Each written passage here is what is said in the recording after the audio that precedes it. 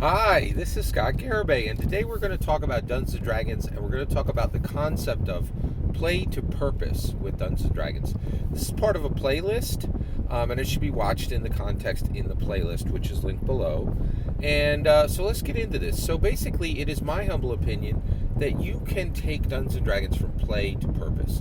People start Dungeons & Dragons with play, which makes sense because Dungeons & Dragons is presented as a game. But once you make that purchase of Dungeons & Dragons, aren't you free to use that the way you want, right?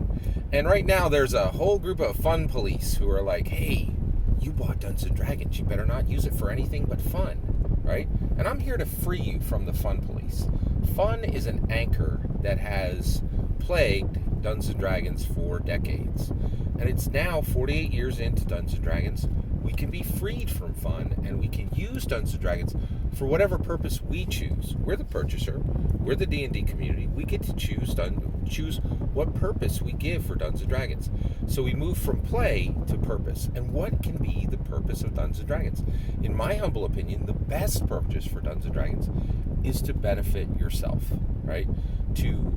And how do you do that? Well, there's three primary ways, okay? Once we understand dense, accelerated, narrative, trilateral sourcing, right? Which is the key fundamental aspect of Dungeons & Dragons, in my humble opinion. It's what antiquated all forms of human narrative, and why Dungeons & Dragons stories are the most valuable, powerful stories on the planet, and have the ability to benefit people who engage in Dungeons & Dragons more than any human engaging with a different storytelling play engine. Okay, and so one, you need to understand Daints. That's of course was in this playlist, right?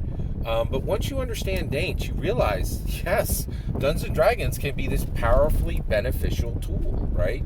And so what can it do to benefit us? If we're going to move from play to purpose, what will we be doing in the purpose space? When we choose our purpose for Dungeons & Dragons, and we say, I reject fun as the end goal of Dungeons & Dragons, and we choose our own goal, right, which is to benefit ourselves, right, as people, right? What can we do? What is the three activities that we can do in that space?